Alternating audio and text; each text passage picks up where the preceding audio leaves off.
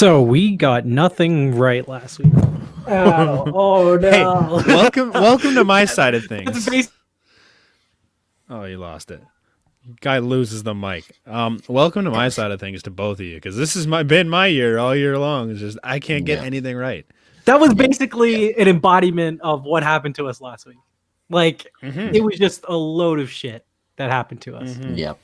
It was a weird week. I lost pretty much every bet I made. It was just not good. Is my mic straight okay? away from betting? You sound a little echoey. A little echoey, but as long as it sounds clear in the end, we'll figure it out. Yeah, I mean, I guess I'll take things from here. It stunk, guys. Like we fucked up hard, bad. We weren't good. No, that's for damn sure. Let's just put things into perspective. So week 10, we all went 9-5, like clean, like nobody gained on each other, but bad. Like solid, like 9-5 ain't too shabby. No, I'll take that. I go into the week 11 picks with the lead of 4 over Amir, and let's just say nothing's really changing, and it's not for like a lack of no, it's not like you had a great week. Like we differed. No, like we differed on some picks. It's just in the end, like we all fucking stunk it up. I'll take us through it. Our records were all 5-9, and we all had this in various combinations. That's the thing is we weren't consistently the same 5-9. We're all different 5-9. We still ended up in the pile of shit. We like, stunk. It's crazy. Yeah. So Arizona. This was the Thursday nighter before our midst recording last time. So Seattle, Arizona, Thursday nighter. Me and Brant got that wrong. Seattle was Amir's pick. He got it right. We all got Baltimore wrong. Me and Amir both got Detroit wrong. Carolina was Brant's pick. He stuck with threw it down too, the boys. Oh, Detroit didn't make it into the red zone in that game. How are you? Take a lap. Philly, Cleveland. Me and Brant took Cleveland. Amir took Philly.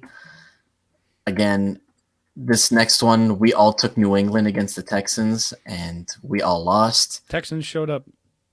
One of only 3 picks we got right collectively, Pittsburgh and the Jags. That one's a gimme. Yeah, wow. We went on a limb there. Yeah, for real. New Orleans, Atlanta. Me and Amir both got it right. Brant went with Atlanta. Didn't quite work. Taysom Hill looked better than I thought he would. Yeah.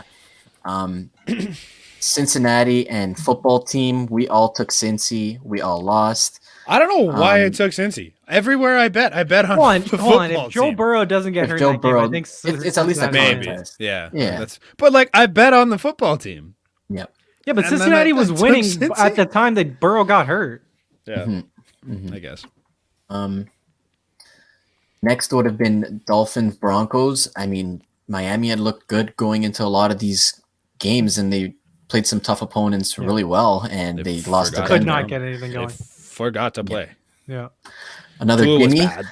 Tua was bad, but the defense still allowed like 20-something points to Denver, who sucks. Like, the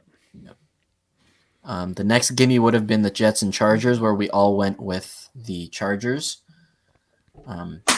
Packers and Colts, we all took Green Bay because I've never trusted Phillip Rivers to do anything right, and there he goes in overtime on that one. The Packers blew that game.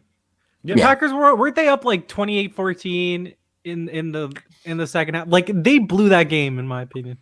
And then MVS with a fumble in overtime. Like Cowboys Vikings, we all went with our great friend Kirk Cousins. Didn't work out. This is why the one time I don't bet on Kirk. The one time I don't take the Cowboys, like for real. I cannot bet for or against Kirk Cousins. It doesn't work. Yep. Like it's just the guy's a mess. I hate him. I'm so done with him. But hey, Adam Thielen went off. How are you? 28. Yeah, he had a couple touchdowns. Let me just flip back here. I'm trying to get the week 12 ready as we go here. Then it was Sunday night, right? Sunday nighter was. I mean, even again, Raiders. That was still the Chiefs in it again. They played them very well. I said before the game the Raiders had a chance because they played them really well the first time they played each other too. Yeah.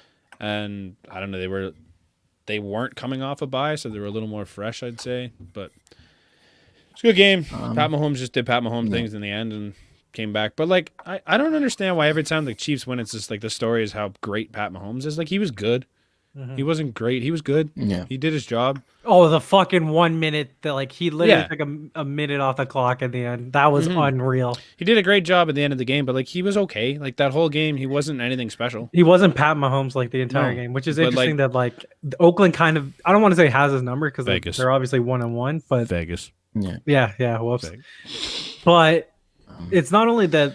It's not that necessarily that they have their number. It's that like it's kind of just his bugaboo. Like his like that's the team he just doesn't play his best against. Maybe the Raiders are good, especially this year. They're a good team. They look good. Their offense is good. They're going to score points, and they're just going to have a shootout with him every time. Last on week 11 would have been Rams and Bucks, which was yesterday, and we all went Tampa. And I know, Brant, you wanted to speak to this. I'm going to let you take a couple minutes here. I'm going to get week 12 already, so go for it. Yeah, like I did. So I didn't watch the game, so you got to tell me. Okay. Yeah. So like the Bucks look good all in all. Like their defense was unbelievable in the second half. Like they shut everything down. They were pretty good in the first half too. Antonio Brown looked like what Antonio Brown was. Maybe not quite. He got in the like peak 12 of his targets Pittsburgh. or something. He wasn't quite like peak Antonio Brown, but like he looked good. They were using everybody, and then Tom Brady just decided he just didn't want to win. He had 2 wide open looks downfield that he just decided to send by like 10 yards too deep and got picked off on both of them. It's just like everything downfield for him right now is terrible. And if I'm looking forward at what this team can do, I think they would be a Super Bowl contender if Tom Brady wasn't their quarterback. I still think that they're a Super Bowl contender. Like, I think but I agree. Like they're a contender, but the only reason they won't win is because of Tom Brady. And I think it's wild to say it, but he just like, if you look at the weapons on this team, there's a lot of deep threats on that team. Like Mike Evans can catch the ball downfield. Antonio Brown can catch the ball downfield. Chris Godwin can do it, but like he can't make 20 yards or more passes. Who in the NFC do you think like that they have no chance to beat? No one. The Saints. No, because they could beat the Saints. Right, like you know what I mean. Like I just don't think that there's any dominant force that can be. Like, I think they can get there, but because like look, it was never going to be easy for like him to gel that quickly with all those receivers. And I think that they just see this as like a time to get right in the last couple of weeks of the season, but also like the defense is so good that I think they have a chance to beat any team, and that like Brady really only it's really a similar system to what New England was last year. If you just look at they had a dominant defense, sucked in the playoffs. But listen, they have a dominant defense, which the Bucks do. And then the offense is just like capable. It's a league average offense at worst, and then at its best, it can be one of the best. So the problem is they live and die on the fact that Tom Brady needs to be like the best he can be, because like when he's been bad, like when they've lost this year, game 1, his QBR was the worst or third worst it's been. He had 2 picks. The game against the Saints, he had 3 picks and he had a 40.4 QBR. This week he had a 62.5 and had the 2 big picks. Well, to go off of your point, like Bruce Arians said today that like to paraphrase him, he was like we basically go as how the quarterback goes. Like that's really all it is, and I agree. Like for me, it's his inability to throw the ball downfield. He makes great 5-yard, 10-yard passes that are on target every time, but when he needs to sling it out, if you're 3rd and long, you're not making the play because he just can't. He can't air it out anymore. He just doesn't really have it. They're not a team that can play from behind, really. No, because if they get down, you can chew apart clock, but you can't like conserve by throwing to the outside and throwing deep and getting big yardage on plays. They just don't have that ability. Right. So if they get down early, I don't have a lot of faith in Tom Brady to be the guy leading that rush. Now, I get it. It's still Tom Brady, and sure, he could turn it around and be Tom Brady again. But what I'm seeing out of this team right now, he doesn't have it when they lose. Right. Yeah. I'll just speak a little bit to this whole point. I know you guys mentioned the whole heavy hitters. I mean, even Antonio Brown, like especially Mike Evans this year, though, is really what surprised me. It's just this guy for the longest time when it was Winston or whoever they had in the past, it's always the big home run ball with him, and he's never really had that this year. And I know Tom Brady's 43, and he doesn't get the chance on those contested catches because they just doesn't throw them. No, he doesn't have it in his like. Let's get real. Like, he's 43 years old. He can still play good ball, but it's not in his arsenal to be able to launch the ball like he used to be able to. Right, and because of that. Yeah, the only time he targets Mike Evans is when he's like in secondary coverage or no coverage. Like, he doesn't give Mike Evans a chance. He doesn't give him the chances that like a guy like Jameis Winston will. He'll just chuck it up there and just sling be like, here, go make a play. If you get picked off, you get picked off. Yeah, exactly. And the thing is, like, Tom Brady, I mean, to his credit, when he's in the red zone and he's throwing, I think it still holds perfect now. But like up until like week 9, whenever the Giants, they mentioned it, he was like 5 for 5 or 6 for 6. Brady and Mike Evans on their connections in the red zone. In the red zone, yeah. They're perfect. If they're not, maybe if one didn't work, but I'm like pretty sure the first couple weeks, Mike Evans like saved his fantasy weeks because he just had 1 or 2 yard touchdowns. 1 yarders, yeah, exactly. Did you see Mike Evans' touchdown this week? Where he just fought off like 3 guys. He was wrapped up by 3 guys, like he can put, and just said, "Nope, I'm going." Just broke all 3 and got the touchdown. I'm like, dude, that's a guy you need to be feeding, right? And it bothers me that Tom can't do it downfield because I think if you had, like, obviously there's not a lot of quarterbacks in this league that can take this team and win, but you just need someone that can sling the ball a little bit so that you can use those weapons like Evans or Godwin or AB. Right. Like, they should basically, whoever's in the slot in this situation, whether it's AB or Godwin, literally put them right next to Mike Evans. And if you don't have the quick, like, you can see, like, right next to them, if you don't have the quick throw to the slot receiver, chuck it deep to fucking Mike Evans because he's going to be in single coverage then. The thing I found weird, too, is game on the line, you need to get a pass down in that last little drive they had. Yeah, who'd he throw 40 seconds. He threw it to their backup tight end. Yeah. I don't even remember his name. I'm Cameron like... Yeah, right. Thank you. Yeah. And like he slung it like 10 yards too deep because Braid's not going to catch up to that. Right. Yeah. Why not go to someone that, like, you know what, it's coverage, but like that guy's got a much better chance than Cameron Braid of getting up and catching the ball. It seems weird. He's making some strange decisions in losses. When they win, he looks great. Yeah. But when they lose, it's not the same Tom Brady you've seen in the past. It's on Brady. It's never really on. He's also getting really whiny when they lose. Like, he just like stormed off the field. Brady's always been whiny when he loses. Yeah, I guess he's just not used to losing either. I've seen that a couple times. Okay. I mean, losing the Super Bowl is one thing. You're allowed to be upset, but like, it's a fucking week 10, 11 game against the Rams. Who cares? Okay, so rounding off week 11, 108.53 is my total, 104.57, 95.66. Just say how many games that we're back. So, in total, we're working with 4 here. You don't need to know how many games I'm back. No, but I'm back a lot. I'm back a lot. We're saying the records like it's not like, oh yes, this equates to that. We're in it to keep me above 500. That's all I'm here for at this point. Like I said at the beginning, like we didn't gain anything on each other because through our combination, we all finished 5 and 9. So, week 12 throws us a little bit of a curveball because we were supposed to have 3 games on Thursday. Steelers Ravens got moved, so I'll take us to tomorrow's games. The NFL is embarrassing with their COVID handling lately.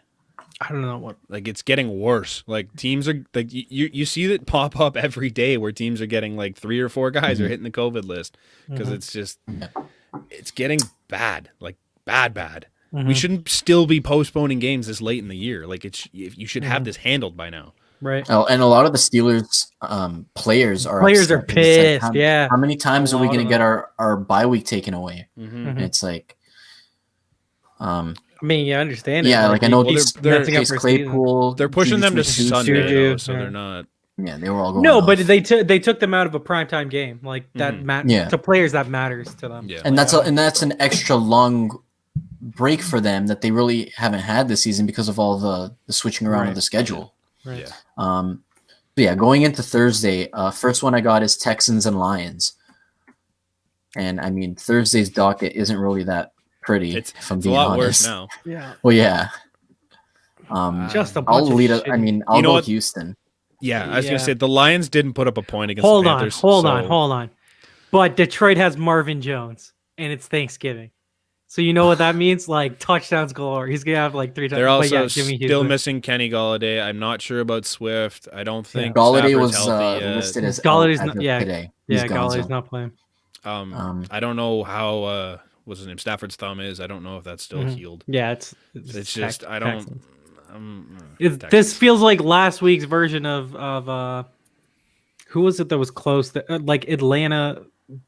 I guess Washington being Cincy? Yeah. Or even New England, Houston last week with how everyone was like, definitely New England. And then, so Houston we're all going Houston. Houston is like whatever, as per the score, 3-point favorite. So Washington football team and the Dallas Cowboys. I mean, Dallas came out to play last week. Dallas looks good the last couple of weeks, man. I don't know if I have enough faith to bet on them. But the football team, you never really know. Dallas. Dallas is a 3-point favorite. Yeah. I mean, give me the football team for my underdog then. But like, look, if the football team's at home there, like they're the favorite in that situation. Yeah. So 3-point favorite, like, or give me the football team. I'll take that for an underdog. New York Giants, Cincinnati Bengals. Giants. Yeah, baby. The Bengals sucked with Joe Burrow, and they're going to be even worse without him. I might pick up Daniel Jones and start him because he's got a nice schedule. This is music to my ears, guys. I want to hear you say your pick, Amir. I want to hear you say it. What? Giants. Okay, good. This is like the second time I picked the Giants. Last time they screwed me over, so I'm hoping for the best. Raiders, Falcons. Raiders a favorite. Yeah, I mean, they play the thing well. They played the Chiefs really well. The Falcons. Julio's hurt, so Julio's. He wasn't right in the game.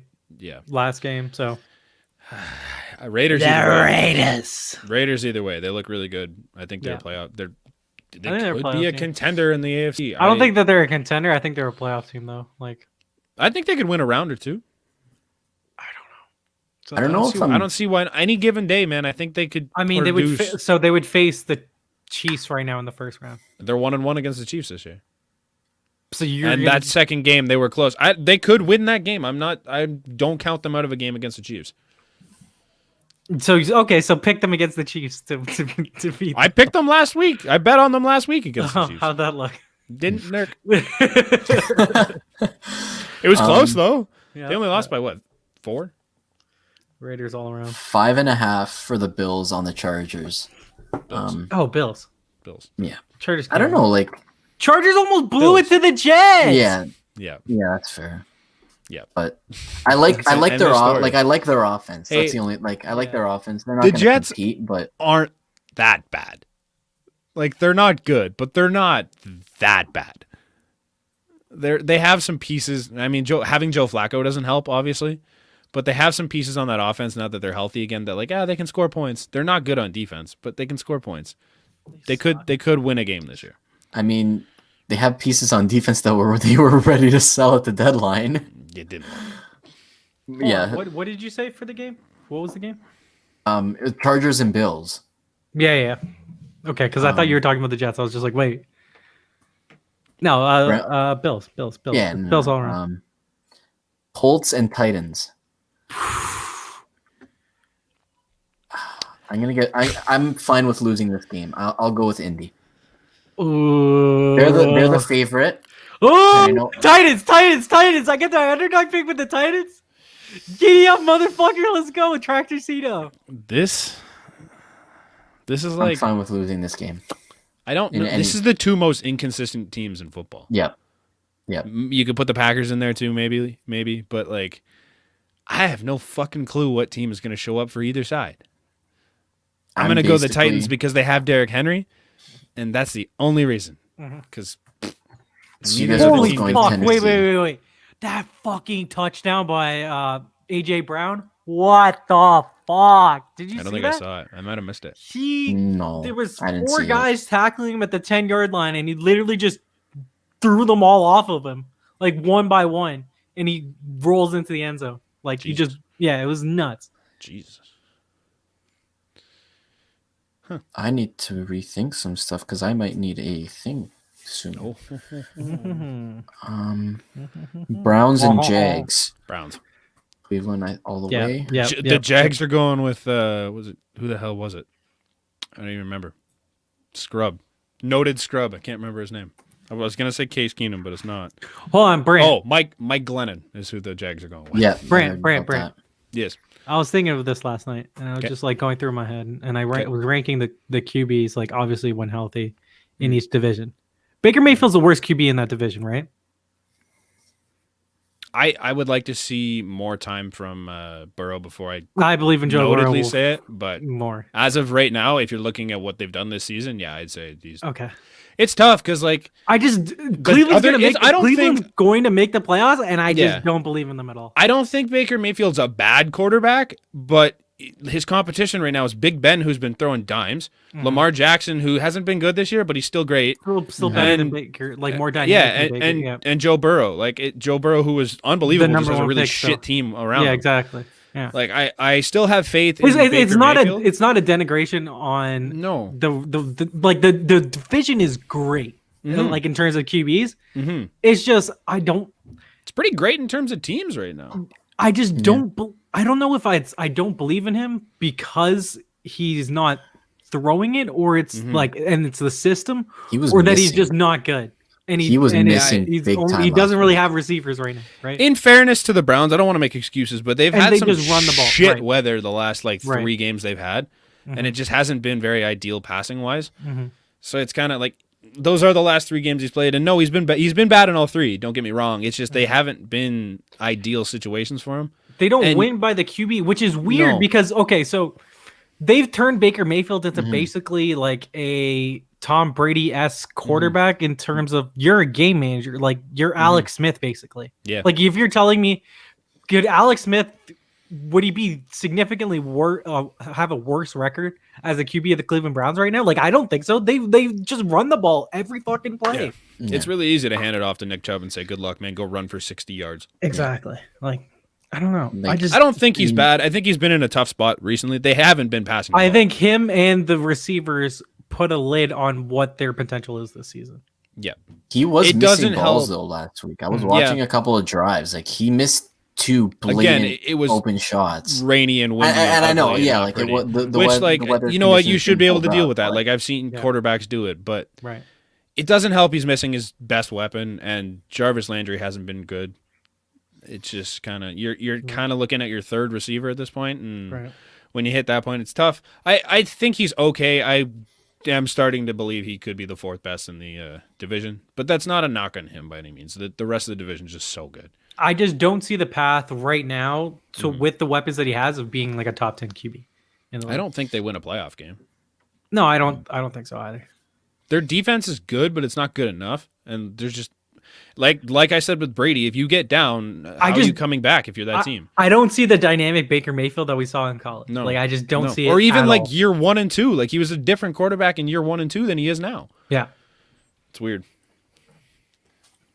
Next I've got is Panthers and Vikings, and I need a underdog, so I'm going to go Panthers. Panthers are the underdog? Yeah. Yo, give me the Panthers all day long. I got no problem with that. I fucking fuck the Vikings. I cannot handle that team. Kirk Cousins loves to lose. Guy just lost to the Cowboys. Panthers just shut out the Lions. Riding high. Skull. Brutal. Viking. CMC is probably not playing. Teddy most likely is. I think he's playing. Yeah, Teddy's back. They're gonna have Mike Davis start. CMC still could play, but it's not likely. They have a bye week next week. He practiced. So I think they hold him out. He practiced. Yeah, no, I got it. So me and Brant go Carolina. He goes Minnesota. Next I got is the Cards versus the Pats. That's a doozy. I don't know what. Speaking of inconsistent teams. Okay. I might have misjudged. These two are pretty bad. Yeah. Yeah. I'm taking the Cardinals. Mm-hmm. But here's something that I wanted to say that I saw.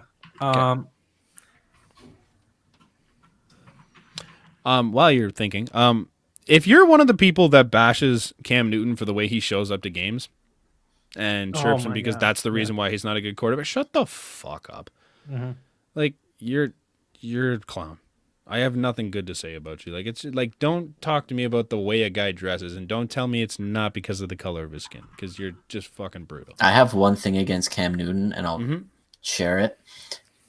He's had one really good game all season, and that happened to be the one game that I had to play him in fantasy. That's the one thing I have against him. Hold on. If we're talking fantasy, Cam Newton is still viable, and I have him as my quarterback, and I'm probably still going to start him this week against the Cardinals. Okay. It doesn't help that there's nobody to throw the ball to. Here's my thing. So Football Outsiders has this defensive DVOA metric that measures like defenses and stuff. Mm-hmm. So the Patriots have went to first last year. Yeah. In DVOA to dead last. Yeah. And Cam Newton is making $1 million and still getting blamed for their season. Mm-hmm. 5 guys on their defense decided to take the year off. Yeah. I forgot about that until recently. And then Kyle Van Noy and who else was it that went to Miami? Like they lost everyone on defense. And Stephon Gilmore was out for a good stretch too, right? Yeah. Gilmore will be back, but he was out. Still out? He's been out. He has been out. He was out with COVID. But like your defense is gone. You're playing a bench defense. And you have what? Who does Cam have to throw the ball to? Your only wide receiver blew out his knee. Jacoby Myers and Bird? Yeah. Like who? No. Like crazy. If you're gonna blame something, I don't know if you can even blame the Patriots. Like nobody expected them to be good. No. They're just, you lost the best quarterback of all time. Like, what do you want? Mm-hmm. I don't know. And 5 D-men to begin the year, plus whatever you lost during the year. Like, and yet it's still a relatively close game. Like it's minus 2.5. I'm the Cards. Yeah. Fuck Kyler Murray, but I'm gonna take the Cards. Yeah. And he's gonna screw me over, and the Patriots are gonna win. Fade me. You just want to reference the spread is 7. Jets Dolphins. Move on. Yeah. Like what's the spread there? 7. I would take the Jets on the spread. I would take the Dolphins in the 7. Really? I don't even know who they're starting at quarterback. Doesn't matter. It doesn't matter. It matters to me. I would take. If it weren't the Jets, it would matter. But it is the Jets. So the Dolphins are winning the game. But if I was betting on the spread, I'd probably take the Jets. This is assuming we play it this week, Ravens Steelers. I'm gonna go Pittsburgh. Yeah. I hope they lose. I would love to see me be wrong in this, but it's the Steelers. Wait, who'd you go with tomorrow? I'm going with the Steelers. They're at home this game. Steelers are at home? Yeah. Home. Who do the Ravens have out? Cares this year? Both running backs. Well, it's running backs. But Gus Edwards has been good when he's had a chance. I don't think you're losing much in the run game, personally. Campbell's still on. If Campbell was in, Des Bryant. He's looked good. Like fucking back. 4 targets last game. I mean, he's more of a part of the not good enough to matter. Hollywood Brown is like it's crazy. I don't think it really. If Des Bryant's in that offense, you should be a little concerned because like I will agree with you on the Steelers, but if I might message you guys on Sunday and be like, depending on like if who's back for the Ravens, I actually might take him. I look at that last game. It was close, I guess. Like Lamar was one drive away from winning that game. Exactly. But it's just they're not the same team that they were that week. No, like, they haven't been good. Mm-hmm. Nope. Saints Broncos. Saints. Yeah. I don't think any of us. Taysom Hill's back in, Broncos. I think. But and they look good with him at the QB. Yeah. Like he's rushing in a couple of TDs. Like they're going to Michael Thomas more. Like yeah. Again, another one. Rams 49ers. Rams. Mostert's back. So is Jeff Wilson. I'm glad I was like one of the first ones out on the 49ers this year. I really am.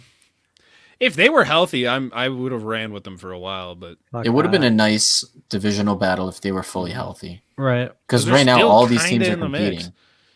Like all these teams are competing. Yeah, they're not close, but they're in the mix. Yo, I didn't know we had this game that's coming up. Holy. Yep. I'm gonna say the Rams though. Yeah. Yeah. Rams across the board. Next, I got Chiefs and Bucks. This is a nice one. Yo, that's a nice one. What is the? You know, like I could see the Bucks winning this game. Yeah. No.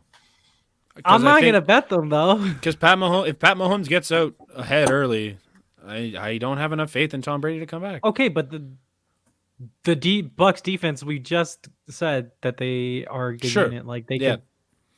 I mean, they didn't look good against the Rams by any means, but like they look great in the second half. They weren't good in the first. They're still capable defense. Yeah. Mm-hmm. JPP, man, he looks like he did in his glory days. Mm-hmm. It's crazy, right? One hand. Yeah, well, 3/4 of it. Yeah, it's fucking wild. Next we got one of the all-time great rivalries: God. Bears and Packers. Yo, go Pack, go! I never know what to do with the Bears, so I'm gonna stay away from them. Take the Bears. Take the Bears. Packers. I'm debating it. Yo, they're no. Packers are minus 8.5. 9, yeah, 8.5. Yeah, but the Packers. I know the Packers have played down to everyone. Yeah, everyone. They don't look good ever. Who are they missing this week? Name what game have the Packers looked good in this year? Adams is questionable. I saw. That would be nice. You know. I don't know. Can you name off the top of your head a game that the Packers have looked good this year? I don't have any. The one where they smashed the 49ers. Yeah. Okay. So the 49ers we just talked shit about for not being good. And that's the only game they've looked. And we're talking about a schedule that included Jacksonville. Oh yeah, Mitch Trubisky's starting. Good luck, bud. Yeah, I'll go the Packers. I at that spread, I can't go with the Bears. But I wouldn't be shocked if the Bears at least make it close. I wouldn't. That's how I feel about Monday's game. Because more you can. Okay. So Seattle, last one is Seattle and Eagles. Philly's been close to everybody this year. That's what I mean. Carson Wentz is playing the worst QB in the league, and yet it's still close in games. Mm-hmm. Yes, he is. And I don't know if Philly's defense could, speaking of a team that plays down to their opponents every time, fucking Seattle. Mm-hmm. Consistently, every game. Oh my God. I don't know, man. I don't know if it's because of COVID and not having a proper camp and stuff, but so many teams, they're not in sync, and it's not just that, it's just they can't get any consistency whatsoever. No. Who's been the most consistent team all year? You're gonna say even Pittsburgh, just for the fact that they're Pittsburgh's undefeated? Been trash, man. That's what I mean. They haven't been good. Exactly. They were in it close with Dallas, and then they were in it close with Jacksonville. Honestly, yeah. I saw a TikTok the other day that went through their schedule, and it was fucking atrocious on what they've done so far. Yeah. They've been up close in every single game, and they have not played good teams. Mm-hmm. I'll see if I'll pull up the schedule because it's. I mean, we held them close week 1. I mean, exactly. They beat the Giants by 10. They only beat Denver by 5. They beat Houston, who's not good this year. They beat them by a touchdown, and then they won by 8 or 9 against Philly. Slap Cleveland, whatever. It was a 3-point game against Tennessee where a field goal would have changed the game. Mm-hmm. It would have been a completely different game. Baltimore was close. They almost lost to Dallas when Dallas was trash. And then Cincinnati they slapped, and then Jacksonville, whatever. But the whole Jacksonville was close early. Yeah. I don't think. They gave up 4 interceptions. But either way, the first 8 games, it was ugh. It's just there's maybe Kansas City I could give you because the only 2 games they've looked not great in was against the Raiders. And then week 1 against Houston actually was close too, wasn't it? No, maybe. That's about it. Outside of that, nobody's had any sort of consistency. In terms of our consistency, so last week we sucked, and this week in terms of how points can spread and who can gain, me and Amir differ on 2.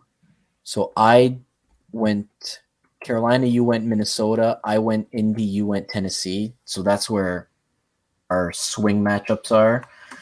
You took Dallas also, right? We both took Dallas. Dallas and Houston, right? I took Houston, Dallas. You took Houston, Dallas. Amir was the one that took the football team. No, Brant was the one that took the football team. Yeah, Brant. Sorry, took the football team. Everything else, me and you are the same, other than Minnesota and Tennessee. Those two. Who games. knows? Those could even switch too. You never know. I might feel myself. Other than that, that's where we stand going into week 12. I might go nipping at your heels, change both, and then pick up 4 this week on you. Let's go. Yeah. Sorry, there's gonna be 17 COVID tests before Thursday. Well, like obviously, assuming everything's clean up until it's gonna Sunday, be a completely different week come Sunday. Mm-hmm. Yeah, for real. That takes care of NFL. I wanted to go through today's news of soccer. Just wanted to bring light to the Diego Maradona. He passed away today with cardiac arrest, and he was only 60 years old. It's a really sad day for the soccer world. Like that's why I'm wearing my Italian soccer. He had a heart jersey. attack, right? Had a heart attack. I'll just take you through a bit of the story. Like he has been addicted to cocaine for like the longest time. Like even in his career, like he's had a very, very big drug abuse problem. It's been well documented over his career. Like he got sent home from the 1994 World Cup. Like he's never been in the greatest physical condition following his career. Obviously that's not the main focus of it, but that's kind of what's led to this such of a big spiral heading out of his career. Like he's regarded as to some the best of all time. To me, he's right there with Pele. Like you look at the turn of the century when we hit 2000, they did the poll, who's the best soccer player in the world, and they tied. So, I mean, people will say Pele's the most iconic player in the world just because you think soccer, you think, the beautiful game is the saying, you think Pele, but like this guy, Maradona's been right there with him for forever. And he's won everything there is to win. As not a big soccer fan, there's like, I don't know many players from the olden days, and like the only two that ever come to mind are Pele and Diego Maradona. Like that's literally it. Like there's nobody else that I'm like thinking of that's or that I can think of off the top of my head. Those are the only two that I've ever heard of. Like, it kind of shows his legend a little bit in the fact that like I not a soccer guy, never have been, but like he's still one of those legends that you just know because of how good he was at his sport. Yeah. Like he's most famous for obviously his hand of God goal, the one where he punches the ball with what looks to be his head. Like in that same game, like people, like I have a couple stories, like people don't realize like 5 minutes later, he scored what was known as the goal of the century. Like he was given an award for the goal that happened literally 5 minutes later. He went from end to end all by himself, not anybody else touching the ball. And like he's just a phenomenal player, a guy that we've lost way, way, way too soon. And like rest in peace to basically soccer's biggest legend. Fuck hey kids, 2020 for taking another one. Hey kids, don't do drugs. Yeah. Honestly, yeah. Like if there's one thing to learn, like there's any situation, it's a doozy. Yeah. Yeah. And that's the thing. Like I'll transition it into something else. It's just it's a thing that's talked about, like substance abuse. It's across every single sport, right? Like you hear about it in hockey. Like Theo Fleury's come out with alcohol abuse, and Bobby Ryan just last year. Bobby Ryan, like it's something that needs talking about, and obviously he's never really been able to cope with it. He's in Argentina. I mean, it's not U.S. or Canada in terms of their you don't get help. The same help mentally that you would. Yeah, like at the beginning of the month, Maradona had to have a emergency brain procedure because of apparently there was like bleeding in his brain, and like again, I don't know if one is correct or directly linked with the other, but obviously like his head hasn't been straight ever since. So yeah, it's been tough. Speaking of a interesting situation, Brad, do you want to bring up Connor McDavid's house? Dude. That's a wild transition, but we're going from one end of the totem pole to the other here. But so have you guys seen his house? I saw some of the pictures. Yeah. So like the black and white, like it's a very, very. I love it. I love the look of that house. I like the look of it a lot. Unbelievable. Yeah. But why is this a story? I mean, like, because it's just hilarious because he's such a plain Jane guy that it makes Sure. I guess it fits him, but like I've seen so many people online talking about this as if it matters. And I'm like, I love the house. Don't get me wrong. I think the people that are bashing the house are ridiculous. I think you need to take a look at what's popular nowadays and see the style of it. Yeah. I saw someone bashing that they need to hire a professional when it was designed by his professional interior designer girlfriend. Yeah. I'm like, give your head a shake. I think it looks great. It looks like, I honestly thought it looks like Drake's house. I don't know. I don't think I've ever seen Drake's house. Oh, it's basically like the same. Like it's very gaudy. Yes. Yeah. Well, like McDavid's house, but I think it looks fucking sweet. Yeah, I'm a big fan of black and white color designs and stuff like that, and like it fits, and it's really modern, and I understand why if you're that weird person that loves color in your life, it's kind of strange. It does look like it's sick. It does look like it's the house of Darth Vader, though. Like which I'm here for. Yeah, I've got no problem with. I think it looks unreal. I love it. The pool table and stuff looks so cool. With the paintings in the background too. With unreal. the silhouette, yeah. Family room looks sick. The couch looks sick. The basketball His master bedroom is gorgeous. That like all white with like the black accents and stuff looks and then the Hermes gorgeous. blanket and stuff. Yeah. Oh, just gorgeous. Yeah. But like, why is this a thing? Like, what? How? I've never seen someone's house get talked about more in a week. It's than because Connor someone did a story on it. Except the story was in July, and someone only picked it up now. I guess. Yeah. It's so funny. That's interesting. His basketball court though, the roof is rather low. Yeah. Somebody commented. It's also just not big. No, it's like way too skinny, and like the roof is just like a regular roof. I'm like, you've got no arc on your jump shot at that point. You're just shooting lasers. Yeah, it's awesome. I love it. I didn't want to say much on it, but I think it's hilarious that it's this big of a story. Right, hilarious. It was trending, which is that was crazy. Yeah. It blew up. I've seen it like for 4 straight days. That might be the story that Connor McDavid is the most known for. Like, I'm not even kidding. Yeah, actually, Connor McDavid is also facing himself in the greatest goals of the century, which I think is a joke. But that one against... Well, did you see him hanging out with his teammate this week? His future teammate? Future Toronto Maple Leafs teammate? Yeah. Sir. I did. Awesome, man. I did. Yeah. That's great. Great. He can maybe he'll learn something from Austin. Yeah. How to score goals in the playoffs, maybe. Yeah. Or make it there. Maybe McDavid taught him how to see it. carry his team to the second round of the playoffs. Yeah. I don't know. He couldn't do it against the worst team in the NHL. I mean, he has done it in the past. I mean, yeah. That's the only thing. I wouldn't even give it to him on that one. Cam Talbot stood on his head in that run they had. And wasn't Draisaitl good? And that was his first. No, but that was his coming out party. Yeah, that was his first. Like, that's what got him the $8 million contract. Connor was in that series. Yeah. Just not a playoff player, you know? Yeah. Just not good. So he's perfect in Toronto. Yeah. That's just what we need. Speaking of playoff guys, the Raptors lose 2 key playoff pieces in Serge Ibaka and Marc Gasol, but they do re-sign Fred VanVleet.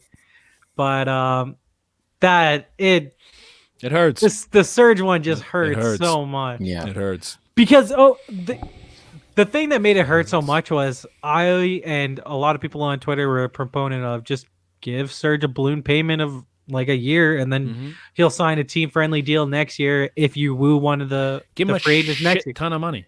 Exactly. Like, who cares? At minimum $15 million. Apparently, the Raptors only offered him 12. And then at that point, I was like, how can you really blame Serge for taking 2 years, $19 million, and you get to live in LA? Like, I just don't see I don't see how you can hate on that, especially when it's a better winning situation. Like, say what you want. Like, I would rather have a team with Kawhi Leonard than I would rather play in LA than Tampa. Exactly. Yeah. For real. Pretty simple. Like, so I can't even blame him. It's just it just hurt. It sucks. Hurts. It just sucks. I don't think that there's ever been a player in Toronto sports history that's had a character arc that Serge Ibaka has had. Because when he was first traded here, he went from a guy that he was struggling. We were extremely excited to get him. Yeah. Extremely, because he's this huge name. He's what we always needed. We needed a power forward to play with JV. We've never had that in the entire era. And then we end up losing to Cleveland still in the second round. And then they run it. Then he re-signs to that 3-year deal. lose again the next year. And in that year, Serge was absolute dog shit that year, and everyone was hating on him. They're like, "Oh my god, we have 2 more seasons of this. What the fuck?" And then last season, well, I guess not last season, the championship season, unreal. Yeah. The Raptors do not beat Philly without him, without a doubt. No. And then in some of the Golden State games, he was unbelievable. Like in the clinching game, he had huge and then he turned into the most beloved guy. And then and then last year he was unblievable for them. And he had the whole scarf thing, and then he became even just as a character off the court, doing everything the whole. That was it Christmas last year that he did the thing with Biz and Andrescu. Right. Jamie's brother. They did the whole dinner. He's done his own little cooking show. Yeah, he's done his own thing on his channel, the Who's Got Talent kind of deal. My own buddy was live on Serge Ibaka's Instagram doing a How Talented Are You episode. It's awesome. He's been such a great figure, not only on the court but off the court in terms of the outreach and the community level. He's been awesome. For only 3.5 years, he's had as big of an impact as anyone in Toronto sports history in that in that amount of time. I think Brant, we're gonna argue here. He's had more of an impact on the city than Josh Donaldson has. I'm not even going to argue on that. I love JD. I think JD had more of an impact on the sports landscape. Sure, but on everything, he didn't do anything here. He'd leave. Exactly. He'd leave is what he'd do. It's just I love JD and I love what he did for the Jays, but he didn't do much for the city. Right. I would argue that Marcus Stroman did more for the city than Josh. Agree. No, I'd 100% agree with you with that. Yeah. So you just see this guy that Serge was the one that I was just damn it, I knew if Freddie left it would suck from a basketball standpoint first because he makes more of an impact than Serge. But from an emotional standpoint, I think, but from an emotional standpoint, I think Serge he meant so much to the city because I think he actually loved it, and he hurts more than losing Fred. It's plain and simple. Yeah. I just liked him. Yeah. And I think he liked us. And he had a great post, and he's like, "My heart will always be here" and stuff. And I'm just like, God damn it! It's all right. He's bringing back Kawhi next year. Yeah, exactly. Yo, that tweet where it's he's secret agent. I mean, I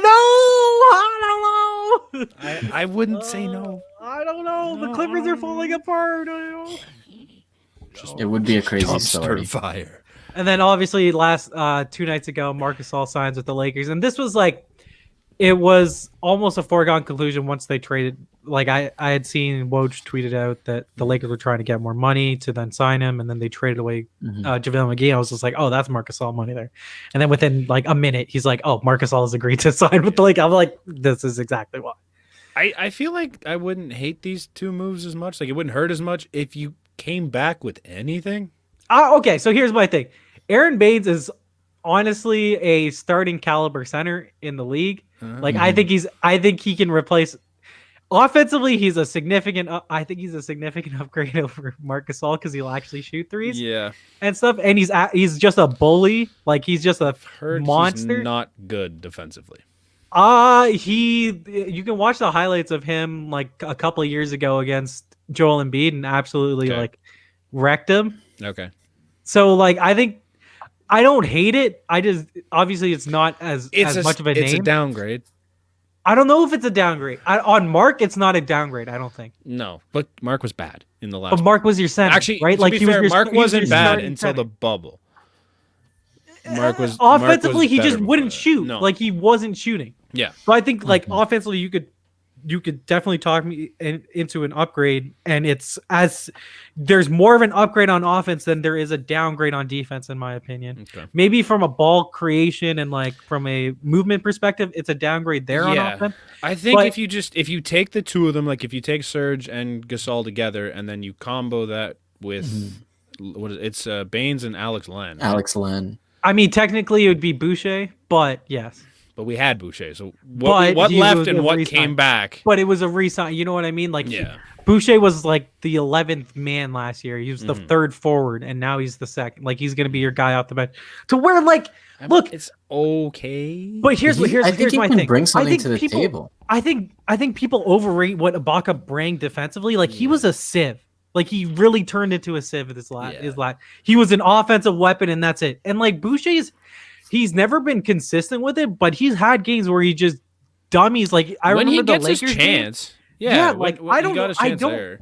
And his contract and Aron Baynes' contract. So those were like 2-year, $14 million deals, right? To where they're $7 million per year, and you're basically paying them only 1 year because the second year is a team option. Yeah. And if you want to make that into a sign and trade deal next year, you can do that, or you can just trade them for another like player because they have that option available, right? Yeah. So, I think it's good business because in a way they also did reward Boucher, like who's had a tough upbringing, and then they gave him like a lot of money. Like I didn't think that he was going to get that money anywhere, but they took care of their guy because they could. Which was nice to see. Yeah. Canadian kid too, so it helps. Exactly. I like what he brings to the table though. Like this guy, he's really good off defensively, and I mean, he hasn't shown consistency offensively, but I think it's there. Like he's had games where it's just like, yeah, this kid can play. Yeah, like he's got the rebounding ability to make himself a presence on the offensive glass, which I mean, we never really had that with either of them. Right. No, you're right. I don't dislike Chris Boucher by any means. I think he's a good player, but it is unproven from a standpoint. I do agree with that. Like, I don't think the Raptors aren't a better team than they were. Well, I don't agree with that. But. What, the Raptors aren't a better team? Oh, you say aren't a better? Yeah, okay, they're not a better team. Are a better. I think they're not as good as they were last year. I think that there's spots where they have a third point guard now, which is nice with Malachi Flynn. I like the DeAndre Bembry signing that they made because he's basically just a better Rondae Hollis Jefferson, basically. Alex Len, I don't know. Maybe he's your backup center. We'll see. Like I assume that they will just play Boucher there. Yeah. And then so the one way you could talk me into them being a better team is those guys that they brought in are good. And then there's internal improvement. Like what if Fred is better? What if Pascal, everyone's better. Everyone's just assuming Pascal is the Pascal that we saw in the bubble. Like I don't understand why that's the point. Yeah. And then I think he's going to be significantly better. Like I just don't see how he's not. You hope he learns from what happened in the bubble a little bit, and like he can turn it back into what he was in the regular season. Right. That's the ideal situation. Not 2 years ago were all these guys, like 2-3 years ago, were these guys like not all like the baby Raptors? Exactly. And Fred, OG, Pascal, Boucher, they were all in the G League. Like, they've been there through the championship. They might not have played the most pivotal role, but they've all been there. And they've been able to grow through the system, and I really think that it's going to be a growing year. I think we're correct me if I'm wrong, but I still think we're a playoff team. No, I think they're I think they're the fourth best team in the East right now. And you can talk me into being said, who do you have ahead of them? Milwaukee, Boston, Miami. You're not giving the Nets? Ooh. And if the Nets are healthy, if they're healthy, they're taking the division right now. You think the Sixers are still worse? I don't know. I think it's between us and the Sixers for that spot. They're a playoff. I think the Nets are better than we are. I still think we're a playoff team, though. Sure. I don't disagree because everyone below us is pretty dog shit. No doubt, but I think that people underestimate and I think that even Kyle alone basically makes them a playoff team in the East. I think Atlanta's significantally better, but I don't know how much makes them a playoff. Exactly. Team. We still have the best coach in the NBA. Exactly. So I don't see I did see no panic. The idea was to run it back, but they are in a way, but there is upside to be better because you actually retained the young guys that you wanted to. And I just want to branch off of this where you retain the young guys, and as far as I'm concerned, you're still able to make a play in next year's free agency, which is where all the heavy hitters are. Right. Right. This wasn't by any means go out and do everything you can to bring in the most talent. No. That's why. Nobody was available. And I know it's in Van Vliet's contract, right? Where it's structured to the 2021 season and go down. Yeah. So I think in terms of how management played this, I'm not all that mad. No, because obviously this hurts. The only part that I was mad about was that they lowballed Serge from a 1 year perspective. Yeah. But that's the only thing that I'm not mad about them not bringing back Gasol. I agree. if you're a Raptors fan, you're still not allowed to be mad for the next 5 years. You're not allowed to be mad for the next. How many years did the Leafs not win a cup? That is the bar. No, because Leaf fans have been mad for a long time. That is literally the bar. Yeah, that's what I mean. Or at least the Jays, like the 20 years. Like, can you give us something? Yeah. Like, settle down. Like we have minimum 5 years before you're ever allowed to be upset with anything that the Raptors do at this point, because they haven't even rebuilt. They lost the superstar, and you're gonna tell me people are upset? Come on, they're still good. I think NBA fans are spoiled though, just seeing the Clevelands of the world, the Golden States running it back every single year. Exactly. Well, you lost Kawhi. If Kawhi didn't leave, you're back-to-back in that conversation. Yep. Yeah. So, I don't know. Like, I'm not upset. If you took Steph off of Golden State in their prime runs, they weren't as good as that they would have been. No. Pretty simple. Yeah. Same situation. Yep. There was other NBA moves, but, like, I don't know. I had nothing. I think all the big stuff's already happened, or... Basically. Nothing happened between our last podcast We've touched it, so... Yeah. Yeah. Nobody's been traded yet. Yep. That's about it. I know we have baseball. I mean, if we got baseball, anything happen, anything big? So here's the interesting thing. So I sent Brant basically the article that was saying the Jays are in on everyone. Everyone. And, including Real Muto, which I think is hilarious. Which, like, no, please, God, no. But also I'm here for it. Fuck it, let's do it. Like, if he signs that deal, I'm not gonna hate it. Mm-hmm. I'm here for the best catcher in baseball. Yeah. Like if you bring in JT Real Muto, hey, you're spending money. Yeah. And that's what I've asked for how long now? And if that's what you're doing, great. I don't know if that's where I'd spend it, but great. Yeah. Thank you for doing something. Here is my ideal offseason. Yeah. You trade Randall Grichuk. Probably not going to happen, but whatever. A man can dream. Yep. James Paxton. Okay. People in the pen. Okay. Brad Hand they were linked to. Sure. I like a lefty. I would also like Liam Hendricks. I mean, I think that's a lot of money, but sure. Yes, that is the great A off. We had him though, didn't we? Yeah, we had him. Yeah, we had him before. And I know he left, but did he really take off that big? Yes, since then? He's been the best reliever for the last 2 years. Yeah, we blew it. We got Jesse Chavez though. Yeah, Jesse Chavez. Okay, so Paxton, good reliever to replace Giles essentially. Okay. Middling reliever, like just take flyers on guys. Brad Hand. Mm-hmm. DJ. I'm good for DJ. That's the ideal offseason. Okay. Maybe one more pitcher. I would throw in Trevor Bauer. I mean, come on. I think that's too high. If I'm spending my money somewhere, I'm spending it so on then Trevor you're Bauer. taking out Paxton in that situation. Yes. I would rather Paxton. And then J Happ. Look. No. Paxton, would you rather Bauer and Happ or Paxton? I don't think that you can get. I think it's Paxton and a Happ or Walker, which I'm here for Paxton and then Walker. Well, I'm not here for Happ. Yeah, when you Walker. I love J Happ the Blue Jay. Yeah. I don't like J Happ 2020. No, I'm not here for Happ either. So ideal offseason, like pretty. If they're spending this much money, I think this is fairly realistic. Then sure, because I don't think Paxton Walker, 2 bullpen arms, and DJ. That is like I don't think that DJ is the most likely just because of what they were saying, but I think Paxton Walker can. I'll settle for George Springer. Paxton Walker can both go for under 15 if you get them on the right deal. I think. I agree. DJ'd be the only one where you're spending a lot of money. And then depending on what bullpen arm you get, you could get it for a deal. I don't think Brad Hand's probably going for a ton of money right now. Call me crazy. I'm still here for Justin Turner also, like as a Weren't they linked to both Justin Turner and Michael Brantley? Yes. Mm-hmm. Yes. From what I heard. Yeah. I'm cool with Michael Brantley. But Michael Brantley only really works, in my opinion, if Vlad can play third. Okay. Because if Vlad moves over to third, Rowdy plays first, and then Brantley's your DH, and then you can rotate. You can move Lourdes from left, to D. Like you they can just kind of switch. rotate that. Yeah, around. those four guys can rotate in the, or I guess I guess the four can.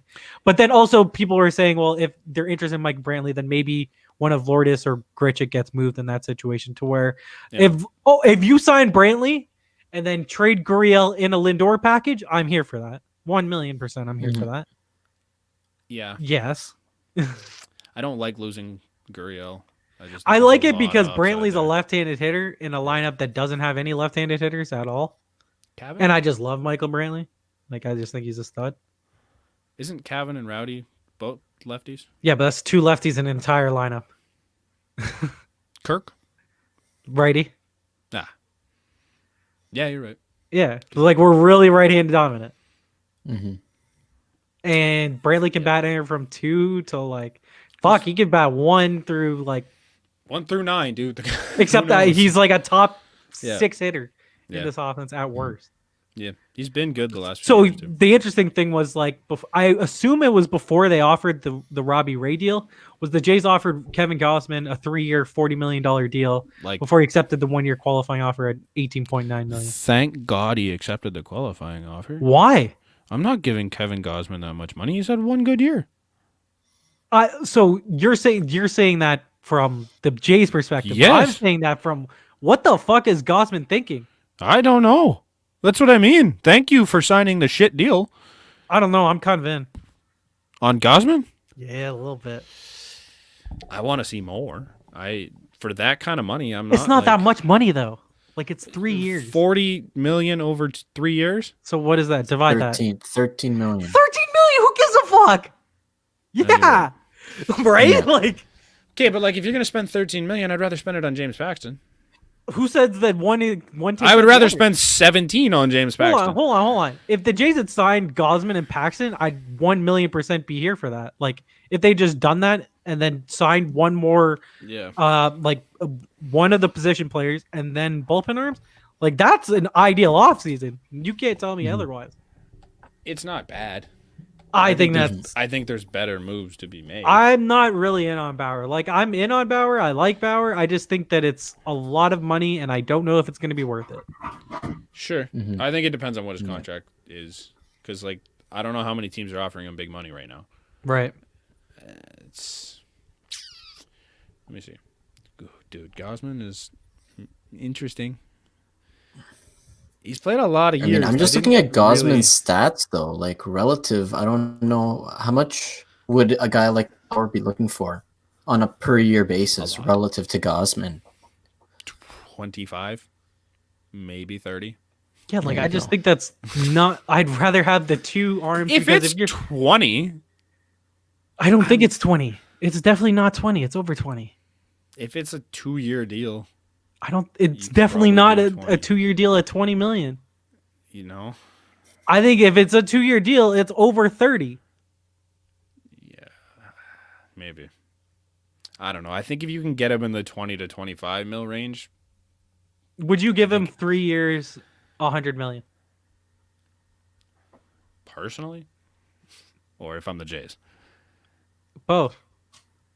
I think he's worth it. It's close, but I think he's worth it. If I'm the Jays, depends. Would you rather have depends that? If you think you can win in the next 3 years. Would you rather have that or, Paxton and Gausman? Like I think Paxton and Gausman's better, and you're still coming out with less money. But you're just throwing in middle of the rotation starters. Paxton's not a middle of the rotation guy if he's healthy. Sure. And like he's been relatively healthy except for last year. Like the season before he was healthy. Yeah. I mean, where did the Blue Jays struggle last year? Like, as far as I know, defense. like they were defense relying. Yeah. No, but I feel like they were relying heavily on their bullpen last year to carry a lot of the load. But they did. Yeah. That's the weird thing. I know, and I feel like wouldn't depth pitching be a bit of a help to them? It was weird though, because like they weren't letting starters go. Like the fact that Ryu didn't go 7 until the last game of the year is shocking to me.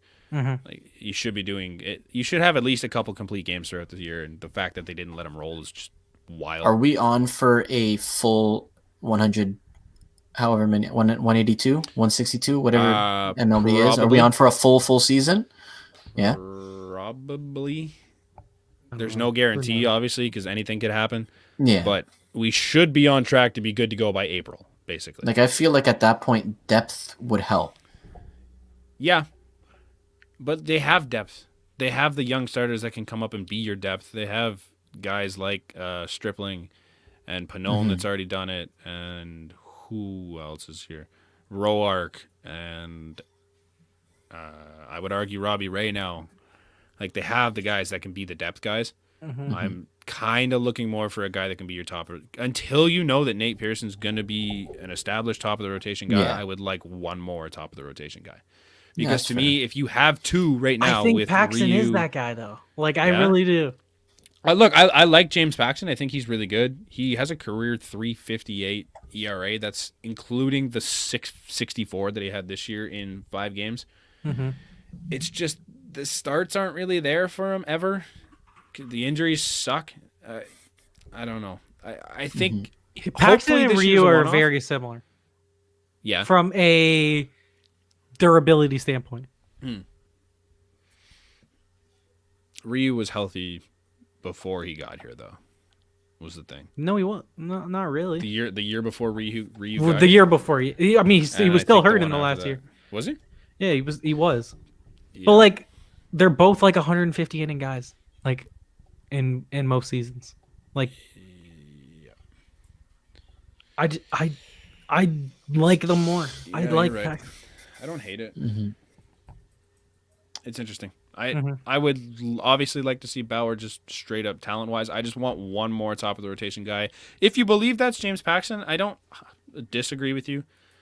I just think it's a surefire thing that it's Trevor Bauer. I would have liked to seen Charlie Morton too, because I think he can be your 2 guy, but obviously that's not a thing. But do you just blow it out and just go? Okay, so you want to hear my go for the throat in a way? Okay. Bauer, Paxton, trade for Lindor. I think it's a dreamer situation. I don't even think it's a dreamer situation. No, that's a lot. It's a lot. Because now you're mortgaging because you got to extend Lindor if you trade for him. Yeah, and you're spending a lot of money to get Bauer. Right. And honestly, as much as we're going to talk about, maybe we can get Paxton for this, Paxton's probably going to want money. I think, whether he gets it or not from the teams he wants, who knows? Right. But I think he's going to want money. Right. So it's good to sit here and say, hey, we can get Paxton on a deal, but who knows what James Paxton's thinking right now. Right. Well, that's the thing. I want to it's like how reluctant and or willing are the smaller market teams to spending that kind of money this offseason with the whole loss of ratings, loss of everything. Should be reluctant, I would think. It's the same across all sports right now, right? Like, a lot of teams aren't spending money.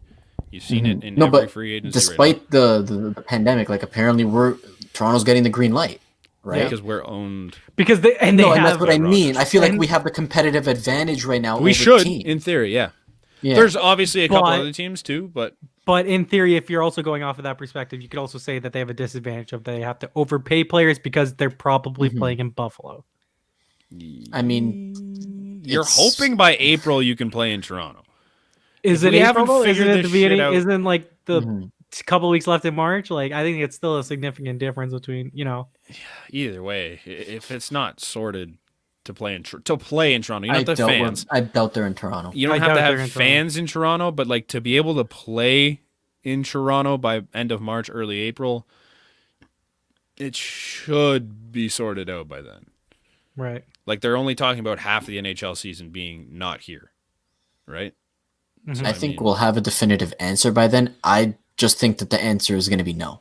Yeah, I agree. Just based off of what I don't think they're playing here. The NHL will have their division, their Canadian division. So Raptors are going to be in the US. Raptors are in Tampa. Exactly. Yeah, but they start in December. We're talking about 5 months after that. You're talking literally 2 months after, because you're going to have an answer in February. Yeah, I guess. Yeah. Right? Because spring training started. I guess it depends on what our numbers look like by then, right? But yeah, it's all going to be relative. The Jays playing here. Whether or not I don't think there's a crowd until 2022. Right. But I could definitely see them playing at Rogers Center next season. I don't think that they're gonna play there at the start of the season. No. You could talk me into midway, but then at that point, like that's just such a weird thing. Last thing, Craig Bish, who had the report about the Jays being in on Real Muto, set odds for entertainment purposes. He had the Jays and Mets both at 20%. Well, he had Jays, Mets, Phillies, Astros all at 20%. No. Yeah. Okay. I would take it. I'd buy a jersey. I'd buy a jersey. I really like Real Muto. I just don't think there's a fit here. Like adding another right-handed hitter, I just don't like it. And another catcher. You have 5 catcher prospects. But then it does free up a trade for one of them, to then include in like, hey, what if you want to go get Chris Bryant? What if you want to go get Francisco Lindor? Right? Like that's a piece. That's fair. That you can then move. I like him. I don't like what you have to spend. I do too, but I'd rather get Bauer. Like if we're spending that money at that, that's what I mean. He's not at the top of my list, but I won't be upset if he comes here. Like I think it's still a really valuable piece that like he helps a lot of teams. Right. But obviously it's not the main play. Mm-hmm. I like the Morton deal to Atlanta. I think that was a good deal. What was the numbers on it? I didn't ever actually. Like 15 million. It was like 12 or 15. It's pretty good. Yeah. Guy was a Cy Young finalist last year, right? No, the year before, and then but last year he was kind of inconsistent. Yep. But like, it's definitely worth the shot. I'd rather pay him than Robbie Ray for fuck's sake. Mm-hmm. You know. Yeah, I like Charlie Morton. I think he can get it done. Showed it a little bit in the playoffs. What the fuck was the Randy Arozarena deal? Bro. Like that shit was nuts. So like, I haven't fully read the story, but from what I've heard, he was kidnapping his own child in the Dominican. Yeah. Which I feel like is like an everyday Tuesday for Dominicans. So here's what I'm thinking. Like, there's a very loose term for like kidnapping in a way, because like if you're just with your kid and they're not with like I guess the sole custody mother, then it's technically kidnapping. Like So especially I don't know. there where like it's not the safest place to be. Right. And it's like things are a little different in the Dominican than they are here. So it's just like it's probably I don't know if there is there charges on him right now, or is it like he got arrested, didn't he? Yeah. And then he's going to be detained for like a certain amount of time, I saw. Okay. But I would like to know the full story before I give any judgment on the type of person Randy Arozarena is, obviously, because that is a weird situation. But this isn't like videos of Kareem Hunt kicking a girl or knowledge of Roberto Osuna beating his girlfriend or Aroldis Chapman or the long ass list of guys where you know it happened. This is just like a wild situation. He may be a piece of shit. We don't know yet. Yeah. We don't know yet. He could be in that list next year. Yeah. We don't know. So, but I'd like to wait. Preliminary process. Yeah. Right. Where you got to just give it time, let the situation develop. A little surprised Terrence Davis is still on the Raptors. A little surprised. Yeah. And he's tweeting again. He's posting on Instagram again. So. In fairness, nothing's been set in stone yet. So until that happens, you don't want to jump early. I'd say you don't want to jump early, but then people are going to be like, well, why not? Like, even if there's a hint of this guy being that guy, he's going to have that on him for the rest of his life. Personally, I wouldn't want to jump early on something that could very well be false and you wouldn't know it. Agreed. I think this one's pretty lock and key that it's something definitely happened. Mm-hmm. But if they don't feel that way, they don't feel that way. Yeah, we'll see. I guess the last thing, Mike Tyson versus Roy Jones Jr. I'm excited. I'm honestly really excited for two 50-year-olds. I have never been more excited to watch two old men throw down in a ring before in my life. Bro, you weren't down to watch Vince McMahon versus Donald Trump back in the day in WWE, bro? Come on, what do you say? The son of the Donald? No, I remember hearing that one. Yeah. No, I know the things on the undercard. Isn't it Nate Robinson versus Jake Paul? Jake Paul, yeah. I thought it was Logan Paul when we talked about it before. It's Jake Paul. It's Jake Paul. Not as fun. But Nate Robinson, still, I'm excited. It's pretty funny. Yeah, it's going to be hilarious. I think the main card's probably not going to be a great fight, but it's going to be hilarious. Mike Tyson's an absolute machine, even now, if you watch his training videos. It's going to be fun. I don't think it's going to be good, but it's going to be fun. I hope they go out Are they swinging. wearing headgear? I swear I saw a thing that they were. The undercard might be. I don't know if they would. It would probably be smart. Sure. Actually, there's nothing to protect in that head anyways. Who cares? Who do you guys think wins it though? I'm taking Tyson just because I've seen Tyson in these videos, right? I checked the Bet365. Yeah, I'm what's pretty the odds? sure Tyson's. I think he was a -180 or -210. So it's not a big favorite. Like it's not a huge. No. Yeah, it's not huge. Roy Jones Jr. has fought more recently than Tyson. Am I wrong on that? No, I think you're right. So I mean, he's also had a rap song. So boxing, MMA, to win money line. I don't see that. All I see is the Jake Paul. Jake Paul was -250. I don't think the other one was. No, I don't see the odds. I don't see Mike Tyson versus. Speaking of the Pauls, Jones. Did you guys see the video of Logan Paul calling out Floyd Mayweather? Yeah, I was talking with my cousins about this the other day. It's like the guys fought 2 fights. He tied and he lost to another YouTuber. Only one of them was fully sanctioned in the fact that headgear wasn't worn. They had, you fought a Lost. YouTuber. Yeah, he lost to you KSI. You fought a YouTuber. You didn't fight. Now he wants you to didn't call fight one of the an greatest average boxer. So right now, a YouTuber. Right now, the current odds are Tyson -200 and Roy Jones +160. So the implied win probability is 66.67% for Tyson, and then 38%. I've seen Mike Tyson's training stuff. It's frightening. I haven't seen anything from Roy Jones. So, right. It'll be fun. Roy Jones does commentate, so we'll see. They're both smart boxers. Mm-hmm. Yeah, I feel like it's going to be a more technically fought fight. It might not be a slugfest. Yeah, that's what I mean. I feel like it's going to be a lot more defensively. I'm excited. I'm excited to see if Mike Tyson can still hold his own in a ring. Right. I was like, I don't know. I can't speak for everybody, but I don't remember ever watching Mike Tyson fight. No. No. I don't think any of us ever watched. Before our time. Right. That's what I mean. And obviously you watch the oldies in any other sport, they'll lace them up on the ice. They'll go and have an alumni game. But I mean, boxing, I feel is just a different animal. Sports. Yep. So I'm interested to see what goes down this weekend. It's honestly crazy. That's gonna be all right. Are we done with that? Because we forgot to mention something in the NBA. Okay. I'm done with that. I'm just excited. Yeah. No. Okay. I'm good. Okay. People will debate LeBron James versus Michael Jordan till the cows come home. Sure. Yeah. One thing that they can never, ever debate is LeBron James is far better at creating a team than Michael Jordan is. Michael Jordan signed Gordon fucking Hayward for 4 years, $120 million. What the fuck? That was a terrible deal. Yeah. Yeah, I think that's a failure on our part. We should have. Oh my god. Oh god. What the fuck? Aron? Well, to be fair, LeBron hasn't actually had to create a team yet. Hey, We'll hold out judgment. He's run the show for a long time. He's run the show ever since. It's easier when you're playing there and you're the best player. He went to Miami. He's been running the show everywhere. But it's not like Michael Jordan's playing on the team, creating the team. It's a lot easier to be like, hey, come join me to win championships, as opposed to come join my dumpster fire to win championships. LeBron is a far better GM and owner than Michael Jordan ever will be. Yeah. For all the owning he's done? Absolutely. He owns the Lakers, basically. I mean, he stepped foot there. He told everybody what he wanted. I mean, Kawhi stepped foot with the Clippers. He told them what they wanted. Players have so much power right now. Yeah. It's crazy. Yeah, that's a bad deal. It doesn't make any sense. Just speaking to that, it's crazy.